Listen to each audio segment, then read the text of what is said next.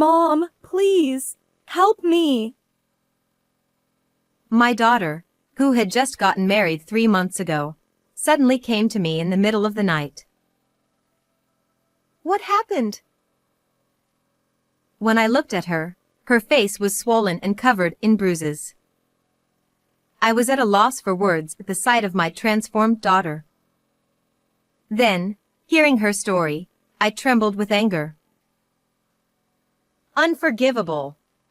Was it a lie that he would make my daughter happy? And I swore revenge on those who had done this to my precious daughter. I am Genesis, 50 years old. I divorced when my only daughter, Madeline, was still young, and I raised her on my own while working full-time. Madeline is not the outgoing type, but she is strong-willed and hard-working. Through steady effort, she managed to get a job at the company she had always admired. Her presence encouraged me, and I kept moving forward even during tough times. So, when she told me, There's someone I want you to meet, my heart was filled with joy. She introduced me to Liam, a man 7 years older than her who worked at a client company. He looked handsome in his suit and greeted me cheerfully, appearing serious and sincere. I came here today to ask for your permission to marry Madeline. However, after a brief introduction, he suddenly said this. Madeline was only 23 years old, and I learned that she had only been dating Liam for about 6 months. I was expecting to be introduced to her boyfriend, so I was honestly taken aback. Well, you both are still young, so maybe it's too early to think about the future? I gently admonished them, but he straightened his posture and looked me straight in the eye. I can't think of anyone else but Madeline. I believe I will never meet another woman as wonderful as her. With a serious expression, he passionately conveyed how much he cared for Madeline. Liam. I feel the same way. Mom, please. Allow us to get married. If you both are so determined, then I will support you. I was moved by his passionate feelings, and with Madeline's words, I approved of their union. Genesis, thank you. I will definitely make Madeline happy. Seeing Madeline and him looking at each other happily, I couldn't help but smile. Yet, after Liam left, I couldn't fully rejoice in their marriage, and a feeling of unease arose. Is this really okay? Isn't it too soon for them to get married? But I heard that every parent has mixed feelings when their child gets married, and honestly, I thought Madeline's marriage was still far in the future. Surely, it's just that I wasn't mentally prepared. They looked so happy, so it must be fine. After that, the meeting with Liam's parents went smoothly, and the discussions about the wedding progressed well. Both Liam and Madeline are only children. Liam's parents, James and Caroline, who had always wanted a daughter, seemed to be very fond of Madeline. Madeline said, Mom, I think I'll live with Liam's parents after we get married. While it was nice to be loved, it was actually Liam's parents who suggested living together. Are you sure? I've heard that living with in-laws can be tough. Madeline replied, James and Caroline are very kind, and with Liam around, I have nothing to worry about. Well, if it's you, Madeline, I'm sure you'll manage. Madeline had always been straightforward and loved by her elders, so I believed she would do well. Besides, Liam's parents' house was only a 20-minute drive from mine, so I felt reassured knowing I could quickly get there if needed. The wedding went off without a hitch, and Madeline's new life at her in-laws' house began. I thought she would be enthusiastic and doing well, but about a month after she got married, things started to change. The daily messages from Madeline stopped coming, and even when I sent her messages, she rarely replied. I didn't want to interfere too much with Madeline's married life, but I was worried, so I decided to call her. Liam answered the phone. Oh, Genesis, what's up? Can I speak to Madeline? She's in the bath right now. She's doing well, so don't worry. His tone was gentle but firm, and I ended the call without hearing Madeline's voice. After that, I didn't receive any messages or calls from Madeline. I'll just go see her. Caroline had told me to visit any time, so I decided to visit Madeline's in-laws' house that weekend. Caroline answered the intercom and said, somewhat curtly, that Madeline and Liam were out. I'm sorry for coming unannounced. When will they be back? She sighed deeply and said, You should have called ahead. I don't know when they'll be back. I thought she was right, so I had no choice but to leave. I wondered if I was worrying too much, but I couldn't shake the bad feeling, especially since Liam and Caroline's attitudes seemed different compared to before the wedding. After much deliberation, I decided to call Madeline's workplace just to hear her cheerful voice.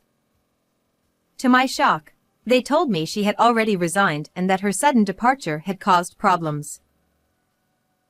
Madeline quit her job? That can't be true. When she received the job offer from her dream company, we both cried tears of joy. Madeline had been so enthusiastic about balancing work and household chores like I did, so I couldn't believe she would quit suddenly. Something is definitely wrong.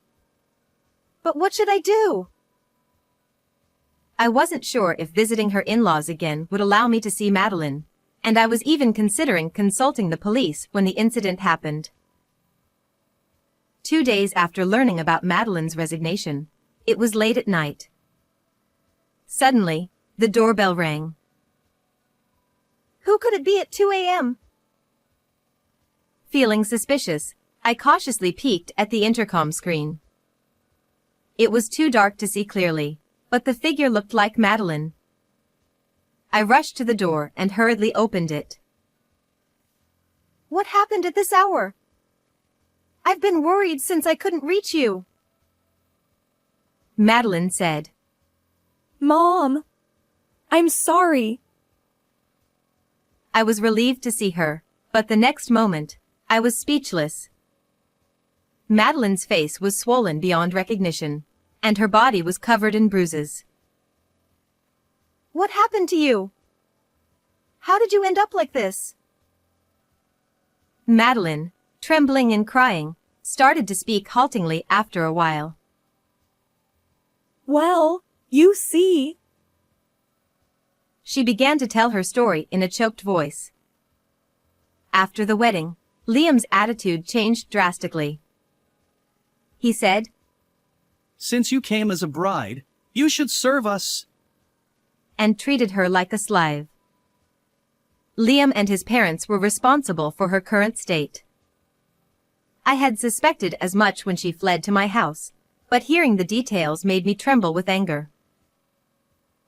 Madeline said, I didn't want to trouble you, Mom. I'm sorry. Seeing her sobbing, I felt a surge of desire for revenge against them. I want to make them suffer in hell. I vowed never to forgive Liam and his parents, who had promised to make Madeline happy but ended up hurting her so much. First, I let Madeline rest and waited for dawn to confront her in-laws. The next morning, I took her to the hospital for treatment. After that, we drove to their house. As expected, her in-laws were in an uproar when they realized Madeline was missing. James shouted, So you took her away? realizing it was me at the door. James yelled angrily. Can you explain why Madeline is in this condition? I questioned him firmly, undeterred by his reaction. Next to me was Madeline, her face still swollen and her wounds covered with gauze. Seeing her, they let us in, perhaps worried about the neighbors. The three of them showed a moment of hesitation but soon revealed their true colors. Caroline glared at Madeline and said, I just disciplined her a bit because she wasn't working properly. Laughing scornfully. What are you saying? And Liam, didn't you promise to make her happy? Liam replied, Well, that's only if she fulfills her duties as a wife. But she was too focused on her job, so I submitted her resignation for her. Madeline hadn't quit her job voluntarily. Liam had submitted the resignation without her consent. By the time she realized it, it was too late, she tearfully explained. It was because he didn't like that she was coming home later than him due to her busy work schedule. Madeline was so happy to work at her dream company and was doing her best. Liam retorted, That's not my problem. If she can't balance both, she has to quit, right? Liam acted as if he was completely blameless. James added, My son is right. The other day, it took her an hour to make dinner. She can't do anything properly. James joined in, and Madeline muttered, That's terrible. while trembling. Then why don't you help her, Caroline? But Caroline, crossing her arms, said in a strong tone, When I became a bride, I was made to do everything and told to learn by doing. James chimed in, That's right. It's a generational change. But I was watching over her properly. They looked at each other and nodded in agreement, acting as if they had done nothing wrong. In reality, Caroline had pushed all the housework onto Madeline and did whatever she pleased. James, who had already retired and was at home, constantly monitored Madeline and interfered with everything she did. They even took her phone to prevent her from telling me about it and made sure she couldn't leave the house when I visited. And that wasn't all. Madeline believed that Liam would change and help her someday. Despite enduring the harsh treatment, the abuse from her in-laws only escalated.